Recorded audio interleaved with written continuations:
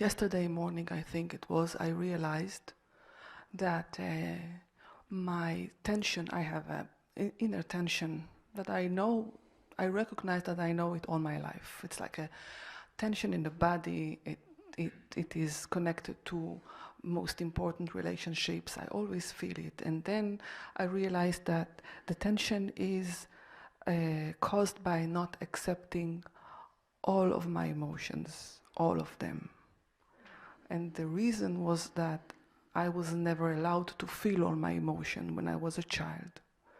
And I'm not allowed to feel them right now also. It is like a loving relationship should be only loving. There is no place for hate or anger or jealousy or frustration. It's like a notion that this is how love should be. And then I have an inner tension whenever I feel something which is contradicting to that. And you're imposing this on yourself? No, it's like the common belief in my home and in many other homes, that this is how love should be. And then I realized that it's all wrong, and then I'm causing attention to myself because I am agreeing to something which I don't live actually. I feel all the human emotions, and I feel them right now, and I don't know what it is, and I feel that I need some clarification, and also I don't know how to combine that with a very, very sensitive, that I'm very sensitive to all kinds of cynicism, sarcasm, little words, all of that. It's like scratching my skin, and it happens everywhere. So I feel that, and I was asking, maybe you can clarify some. When someone is sarcastic to you or cynical, and you feel hurt, what feels hurt? It can be also between two other, when people talk to each other over there and they are sarcastic to each other, I feel the same, not only toward me. But let's take an example when someone is... Yeah, it's more because it's a little more intense. More intense. Yes. It's easier to see.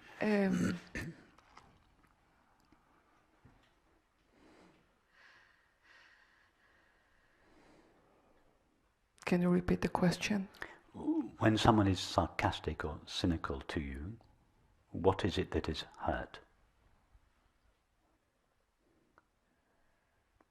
I don't know, but I feel a contraction, a very strong contraction in my body, and I get and I have this. I feel hurt. I feel ashamed. I feel so anger. There's the answer to the question. I said, "What is it that feels hurt?" And you said, "I feel hurt." Yes. Tell us about that I.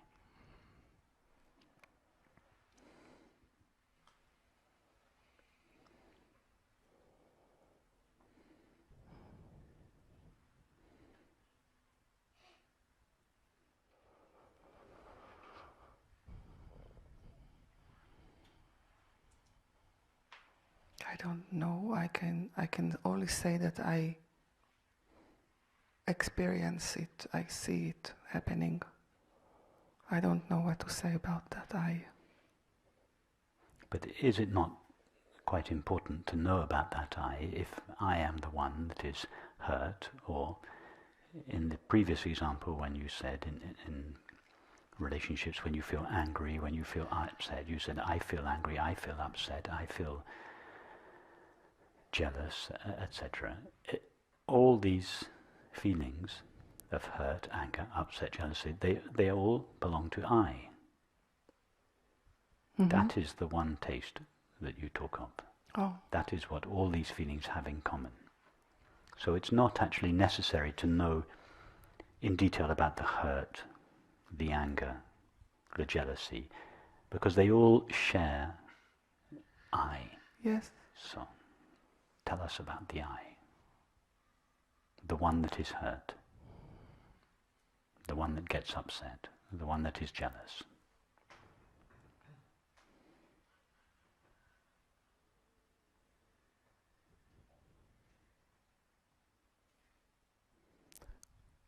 I get blank. I don't see anything.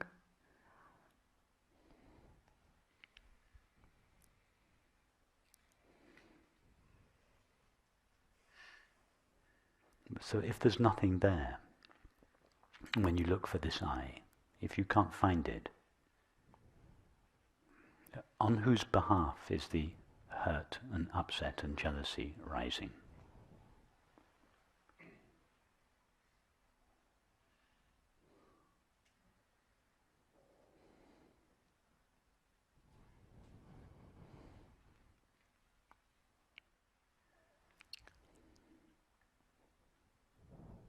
I don't know.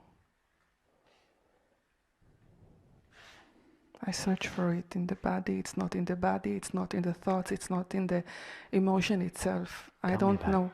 Tell me about it.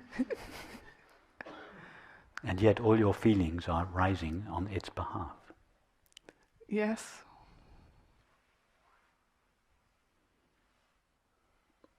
What's going to happen to the feelings when you discover that the self on whose behalf they are rising is not there?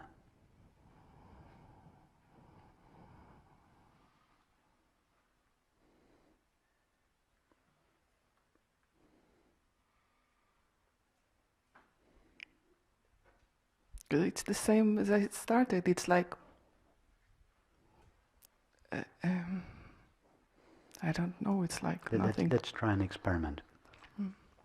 This is just a game. I don't mean what I'm going to say. Okay. I really dislike your pink trousers. Yeah. No. You heard those words. Yeah. And Elspeth heard those words. Yeah. Mm-hmm. You are hurt by them, but she's not. Mm-hmm. Why? You both heard the same words. If there was something inherently hurtful in my words, she would have. Then, well, let's not just say Elspeth, let's say everyone. Everyone else heard those words, but only one person is hurt by them. Now, if my words were really hurtful, if they were inherently hurtful, in other words, if the hurt was in the words, then everyone would be equally hurt by them. But they're not. No. So the hurt cannot be in the words. Why are you hurt? I know you're not hurt by them, but pretend that you are. What is it that is hurt? I'm asking you. I don't know.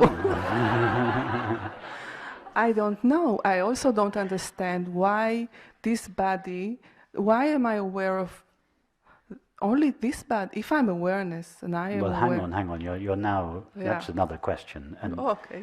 Which, okay. If you go on to another question, you're sort of wriggling out of this little experiment we're doing. Okay. Just as we're coming close to the answer, you're which is a way of the non-existent ego saying, I don't want my non-existence to be discovered. Okay. So I'm going to ask another non-dual question. I'm sitting with my pink trousers. Sit with the... Yes. Yes, so what is it that is hurt when I say I don't like... Actually, I think your pink trousers are very nice. But what is it that is hurting you when I say I dislike your pink trousers? Something has to rise up in you. Something has to meet the words, and something has to rise up and say no. What is that?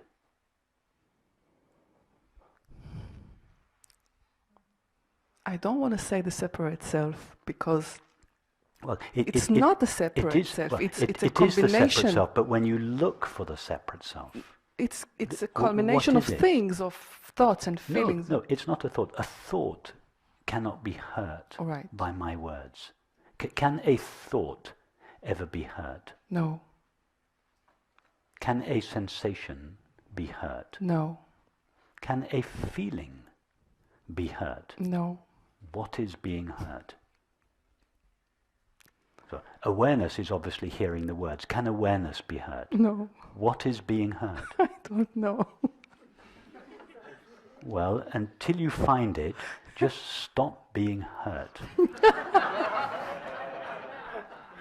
Stop getting upset when people say things to you or when you hear people say things until you can find the one that is upset. If you ever find that one, then you can legitimately be upset. But until you find it, just stop being upset and reactive. It's funny.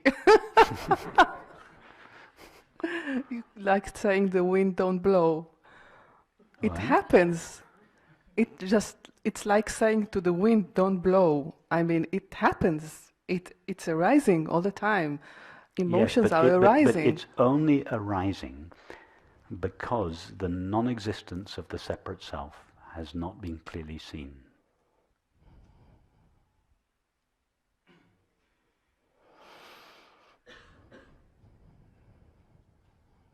If it was absolutely clear to you that the one that is hurt is non-existent, what happens to the hurt? There is no base for that. There is no place for that. So next time you hear someone being sarcastic or cynical, either to you or between themselves, and you feel this hurt, don't go towards the sarcasm and justify the feeling by saying, oh, they were so unkind or mean. Don't go there, because that legitimizes the non-existent self. Ask yourself, be happy that the feeling of hurt has been provoked, because it is your opportunity. Just ask yourself in that moment, in the intensity of the feeling, ask yourself, where is the one that is hurt? Who is the one that is hurt? And spend time trying to find it.